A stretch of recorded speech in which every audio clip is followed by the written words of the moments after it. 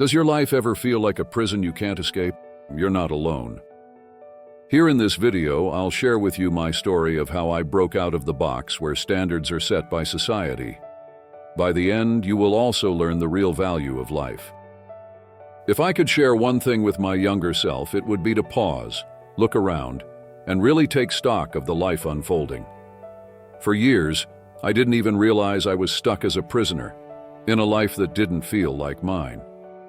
I was just going along with a script, following rules and goals that had been set for me long before I knew what it meant to live on my own terms. It took a long time, but eventually, I reached a moment of clarity that changed everything and I became free. There's a unique sense of clarity in uncovering a realization that has been right in front of you all along. For everyone, life feels like a sequence of highs and lows, times of joy, sadness, victories, and setbacks. We're taught to strive, to achieve, to push forward toward a certain image of success. But one day, I felt as if I hit a wall. I was a prisoner, not because I lacked ambition, but because I was chasing ambitions that didn't even belong to me. That's when the eureka moment happened, the instant I understood that my life had become a prison. This wasn't an easy moment, nor was it one that happened overnight.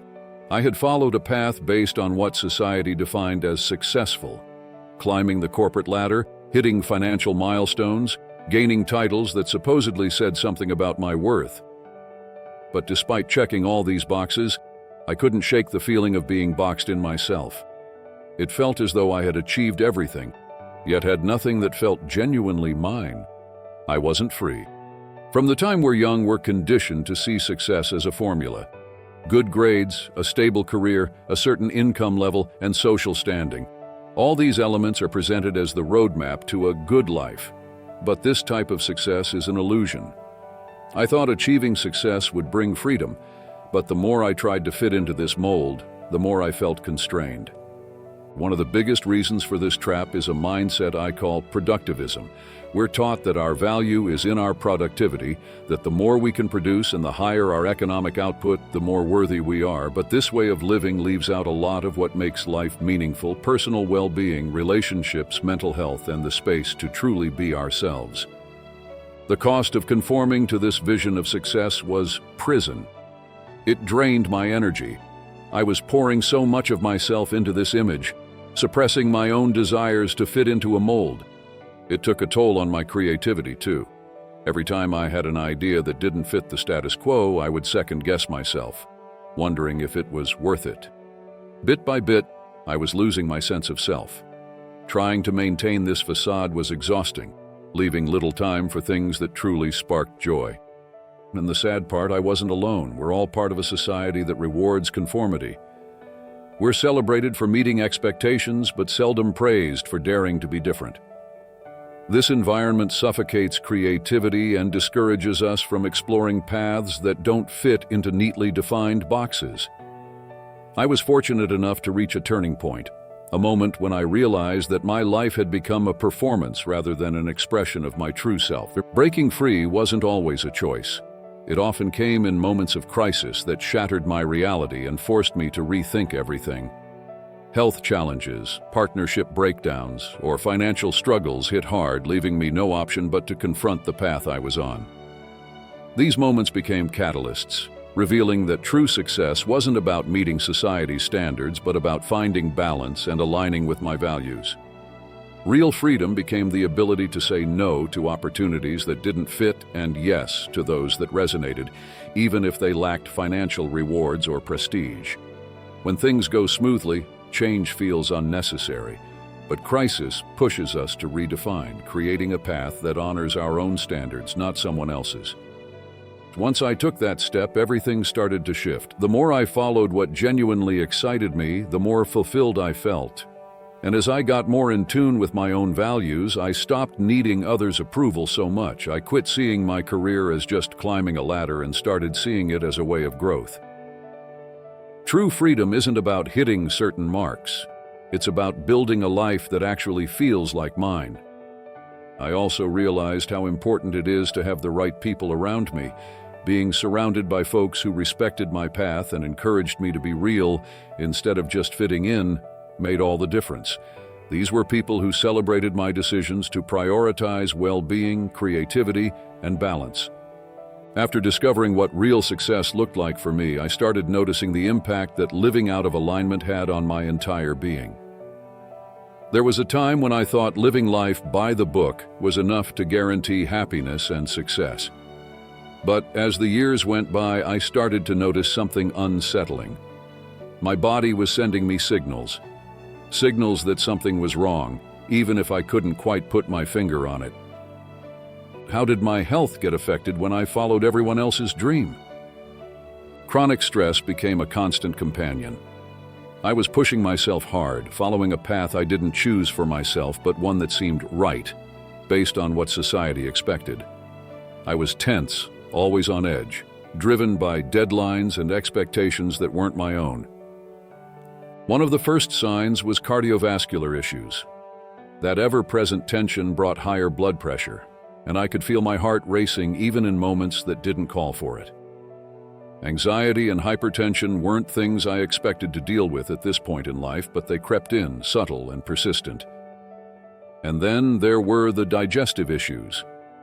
I'd feel stomach pain out of nowhere, followed by bouts of nausea or indigestion, and eventually I realized this was my body's way of saying something isn't right. The musculoskeletal pain followed. I'd go to bed with headaches and wake up with back pain, as though my body was clenching itself into a tight ball each night. Burnout soon made an appearance. I was physically exhausted all the time. No amount of sleep seemed to fix the fatigue that clung to me like a second skin. My immune system weakened. I was getting sick more often, something that never used to happen. On top of it all, I was living inauthentically, suppressing who I truly was to fit a role I never really chose. This brought its own brand of physical discomfort. It was as though every part of me that wanted to speak out, to scream against the life I'd constructed, was making itself heard through physical pain. Over time, I found myself sliding into episodes of anxiety and even depression, my mind rebelling against the inauthentic life I was forcing it to live. My body was practically screaming at me, throwing out red flags I couldn't ignore any longer. I knew it was time to make a change. So I started paying attention to all the signals I'd been pushing aside for way too long. This was my first real step toward living a life that actually felt like mine. I began taking moments to reflect, peeling back all the layers of should and must to get in touch with my own voice, the one that had been buried for years under expectations. Slowly, I added stress management into my life. I began practicing mindfulness, even if it was just a few minutes a day, to help ground myself. Exercise became more than just a way to stay active. It was how I released the tension my body had been holding on to. Seeking support became an essential part of my journey, but not in the traditional sense. Rather than turning to professionals, I began exploring self-discovery through platforms like YouTube and X, where a vast collective of ideas exists. By sifting through this universal collective mind, I could find insights that resonated with me personally. It was a process of filtering through diverse perspectives, learning to trust my own judgment and instincts, and uncovering the truths that felt aligned with my own path. This approach empowered me to take ownership of my journey, finding wisdom that felt authentic and right for me. As I worked to realign with my true self, I started to see success differently. For so long, I'd been chasing society's version of making it, money, titles, status, thinking that was the only way to feel accomplished. But breaking away from that mindset wasn't easy. It meant questioning beliefs that had been drilled into me by cultural and family expectations. Success, I realized, had to mean something personal to me, something that felt real and fulfilling. The first thing I did was some real self-reflection. I started by asking myself, what actually makes me happy? It sounds simple, but when you've spent years on a path that doesn't feel like yours, it's surprisingly tough to answer. I thought about what I valued most, beyond paychecks or job titles.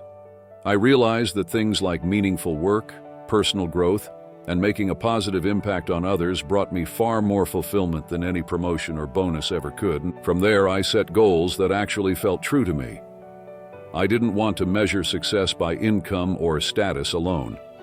I wanted a life driven by passion, integrity, and purpose. My goals shifted from just seeking approval to finding real meaning. Instead of climbing the career ladder just for the title, I started focusing on work that genuinely excited me. Letting go of the usual markers of success also meant learning to see failure differently. I used to fear it, worried it would hurt my reputation, but I began to see failure as a teacher. Every misstep taught me something new about myself. I was no longer afraid of failure, just of living a life that didn't feel like mine. As I redefined success, I learned to celebrate the small wins too. They weren't the big, flashy accomplishments that get noticed by others, but they were meaningful to me. Each small step that aligned with who I really was felt like its own victory. Every time I made a choice that felt true to me, every step toward a goal that was genuinely mine, felt like a little victory. What truly excited me after breaking free from society's box was connecting with people who shared my journey. I found others on this path through online learning communities, diving into topics that sparked my curiosity. Unlike in-person workshops, these virtual spaces provided an international community of like-minded individuals.